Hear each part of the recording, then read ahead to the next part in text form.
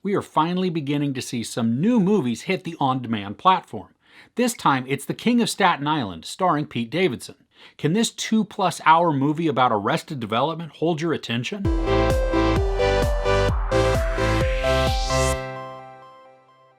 A young man in his mid-20s, whose life is pretty much going nowhere, is forced to take steps to grow up and to take some responsibility for his life. Pete Davidson is Scott. He is a weed-smoking, aspiring tattoo artist with ADD and some really deep-seated emotional trauma. He's sarcastic, he's witty, and that sadness just emanates deep from within him because his dad, who was a firefighter, died when he was really young, just leaving a hole in his life. Now, in Pete Davidson's real life, his dad died as a firefighter when he was young. So this movie does draw some inspiration from his real life. Marissa Tomei stars as his mom, and she is very supportive, but you also see that she's torn. She wants her son to grow up, to really take responsibility for who he is, for his life, and to just move on and become successful. Bill Burr is Ray, who is a firefighter who begins to date Scott's mom. He clashes a lot with Scott, which adds some drama to the dynamic, but also a lot of fun. There are moments in this where I genuinely laughed out loud.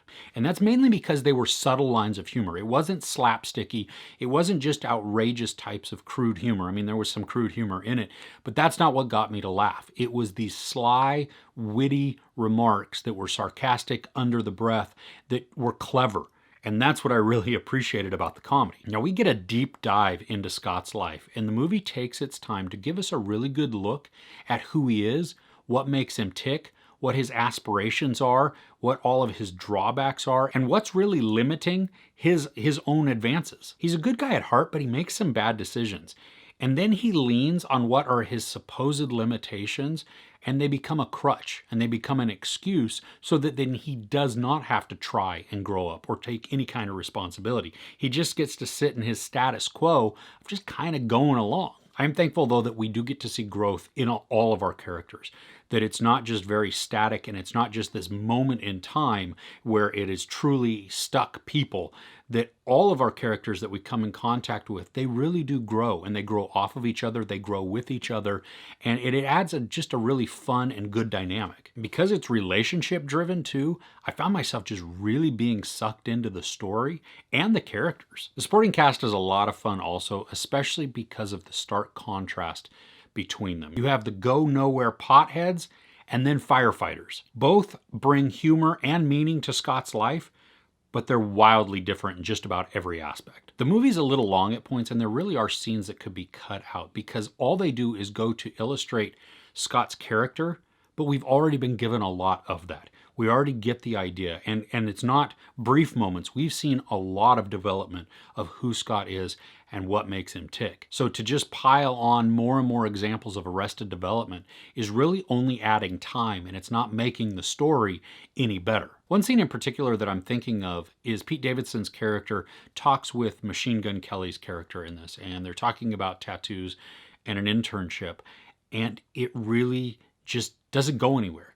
And it's not needed because we already have, at this point that the scene comes on, we have a really good idea of who Scott is.